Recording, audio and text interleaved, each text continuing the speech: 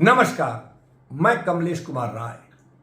भारत दुनिया का सबसे बड़ा लोकतांत्रिक देश है, तो वहीं भारत का चुनाव आयोग इस लोकतंत्र की आत्मा है।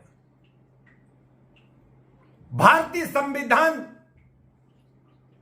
की व्यवस्था का ही नतीजा है कि वर्तमान में हिंदुस्तान की 140 करोड़ की जनसंख्या में 90 करोड़ मतदाता हैं,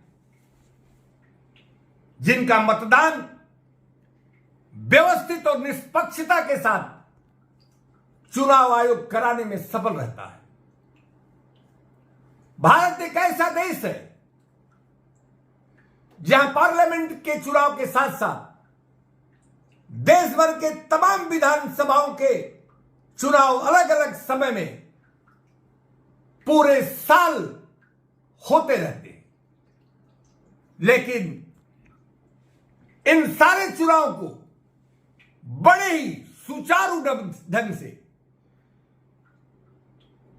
चुनाव आयोग करवाने में सफल होता है।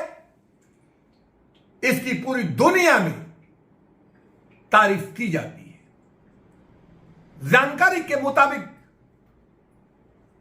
पूरी दुनिया से 108 देशों के लोग अब तक इस चुनावी व्यवस्था का अध्ययन करने के लिए हिंदुस्तान आ चुके हैं।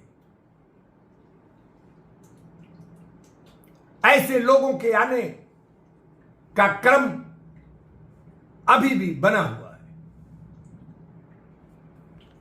1952 में देश में चुनावी प्रक्रिया की शुरुआत हुई। 17 पार्लियामेंटों का चुनाव आज तक कराया जा सका है। टीएन शेषन एक ऐसे मुख्य चुनाव आयुक्त हैं जिनका नाम इस चुनावी व्यवस्था के लिए स्वर्णाक्षरों में लिखा जाता है। टीएन शेषन ने अपने कार्यकाल के दौरान इस चुनावी व्यवस्था की अहमियत,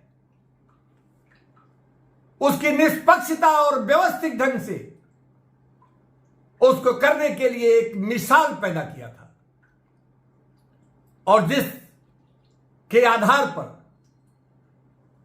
जिसके क्रम में आज भी चुनाव कराए जा रहे हैं। टीएन शेषन के पूर्व शायद चुनाव आयोग की अहमियत का अंदाजा लोगों को नहीं था। कुल मिलाकर देश की जो चुनावी व्यवस्था है, इस पर समय समय पर सवाल भी उठते रहे। ईवीएम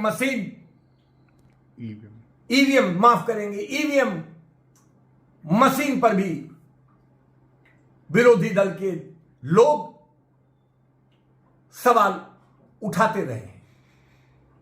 यह वर्तमान में यह सवाल नहीं उठा है, इसके पहले भी जब कांग्रेस सत्ता में थी, भाजपा विपक्ष में, तब भी यह सवाल उठाए गए थे, और इन्हें निष्पक्षता के मद्देनजर सर्वोच्च न्यायालय की 5 सदस्यीय संविधान पीठ के द्वारा मुख्य चुनाव आयुक्त और चुनाव आयुक्तों की नियुक्ति के लिए एक प्रक्रिया निर्धारित की थी। सर्वोच्च न्यायालय के फैसले में यह कहा गया था कि जब तक केंद्र सरकार एक कोई कानून नहीं बनाती है इस चुनावी आयुक्तों के मुख्य चुनाव आयुक्तों के चयन के लिए, तब तक इस कमेटी में प्रधानमंत्री, मुख्य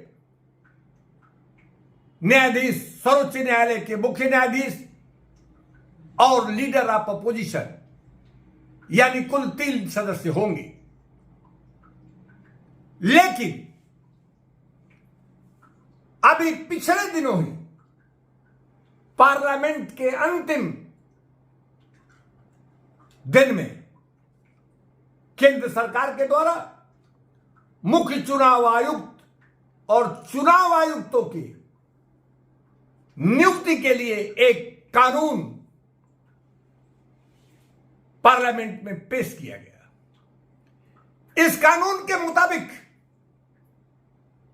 चीफ जस्टिस ऑफ इंडिया का नाम हटाकर इस कॉलेजियम के लिए प्रधानमंत्री, उनके अधीनस्थ एक मंत्री के साथ साथ लीडर ऑफ अपोजिशन का नाम प्रस्तावित किया गया है। सवाल उठना लाजमी है कि आखिर में 5 सदस्यीय संविधान पीठ के फैसले को केंद्र सरकार द्वारा क्यों नजरअंदाज किया गया। चीफ जस्टिस ऑफ इंडिया का नाम हटाकर सरकार इस चयन प्रक्रिया में खुद का सिक्का चलाने के लिए क्यों आमादा है। इस पर सवाल उठने थे और वह उठने लगे। यही नहीं, सवाल यह भी है कि यदि बहुमत के आधार पर चयन प्रक्रिया को पूरा किया जाएगा तो निश्चित रूप से प्रधानमंत्री और उनके अधीनस्थ कैबिनेट मंत्री जो इस कमेटी के सदस्य होंगे वह बहुमत में होंगे, क्योंकि लीडर ऑफ अपोजिशन सिर्फ एक रहेगा। ऐसे में सरकार जिस नाम को चाहेगी उसको चयन कर लिया जाएगा। यही नहीं, इस प्रस्तावित बिल के अनुसार कैबिनेट सचिव की अध्यक्षता में 2 सदस्यीय सचिवों की एक कमेटी भी बनाई गई है, बनाने का प्रस्ताव है, जिसके द्वारा 5 नामों को शॉर्ट आउट किया जाएगा और वह प्रस्तावित होगा। लोगों का मानना है कि कैबिनेट सचिव के द्वारा जो भी नाम प्रस्तावित किए जाएंगे निश्चित रूप से उसमें प्रधानमंत्री की दखलंदाजी का होना स्वाभाविक है।